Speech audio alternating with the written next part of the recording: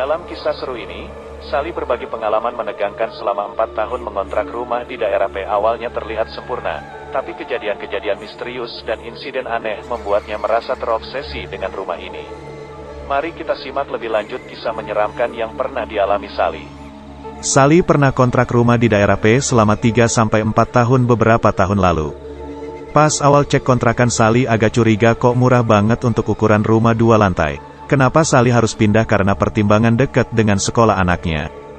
Di hari Sally ngecek itu rumah, Sally makin curiga kok si ibu, dia ngontrak juga di situ baru sebulan mau di-over kontrak ke Sally, dia gak mau nganterin Sally ke lantai atas. Kata dia naik aja sendiri. Akhirnya Sally beranikan diri naik ke atas. Ada 1 kamar di lantai atas. Kamar mandi dan ruang kosong di dekat balkon, rumahnya cukup luas dan bangunannya bagus.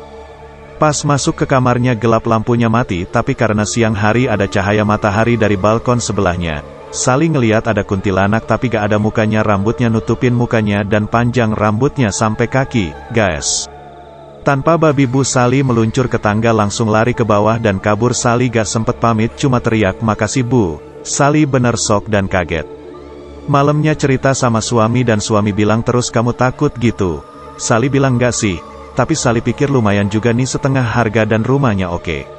Singkat cerita rumahnya deal Sally ambil, baru juga seminggu dapat cerita dari tetangga Chloe yang tinggal di situ gak ada yang selamat. Pemilik pertama yang bersangkutan meninggal di kamar atas karena tertembak. Pemilik kedua baru nikah, pasangan muda. Rumahnya dibeli, suaminya meninggal setelah seminggu mereka menepati rumah itu. Penghuni ketiga, ngontrak, anaknya meninggal masih usia 7 tahunan. Penghuni keempat yang over kontrak ke Sally belum terjadi apa-apa karena yang bersangkutan cuma sebulan tapi bayinya gak pernah bisa tidur selama ngontrak di situ. Jadi Chloe malam dia nginep di tetangga. Penghuni keempat yang over kontrak ke Sally belum terjadi apa-apa karena yang bersangkutan cuma sebulan tapi bayinya gak pernah bisa tidur selama ngontrak di situ. Jadi Chloe malam dia nginep di tetangga. Begitu banyak keanehan di rumah itu, mau spill di sini takutnya pada gak percaya. Udah deh gitu aja. Dan kejadian apa yang menimpa Sally selama 4 tahun di situ. Sally bercerai. Ini ada beberapa kejadian yang sangat berkesan bagi kakak Sally yang akan di-spill untuk kita. Mohon maaf kalau cerita hantunya gak seru. Ya, tapi ini kan true story-nya. Pas zaman-zamannya hampir cerai Sally jarang di rumah. Tapi lampu outdoor rumah Sally otomatis nyala dan mati Chloe malam atau pagi, jadi tetangga gak tahu. Ada acara Agustusan Chloe gak salah depan rumah Sally rame banget. Nah tetangga semua ngeliat Sally duduk di balkon diem aja, dipanggil-panggil gak senyum atau apa. Padahal Sally lagi nginep balik ke rumah ortu 3 hari.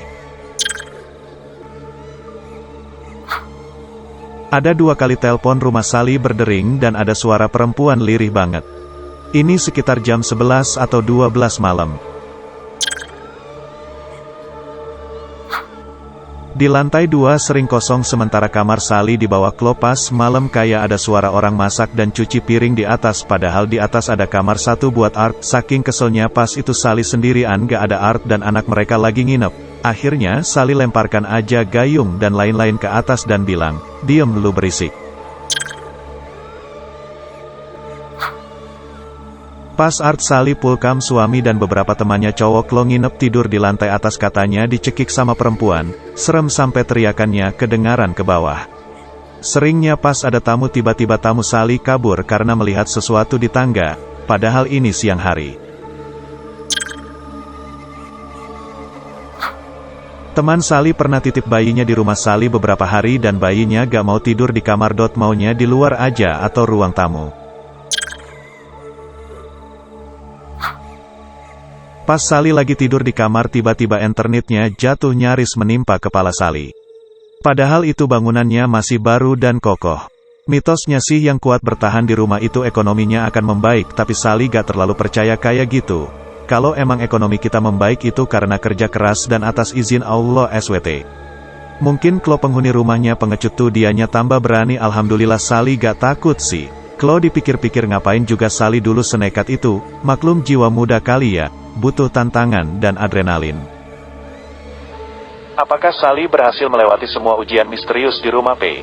Cerita ini adalah pengingat bahwa di balik penampakan yang menakutkan, Keteguhan hati seseorang dapat membawa mereka melalui situasi yang sulit. Bagikan kisah ini untuk mengajak orang lain menyelami keanehan dan misteri di sekitar kita. Selalu waspadai rumah baru yang akan kamu kontrak. Siapa tahu, mereka punya kisah tersendiri.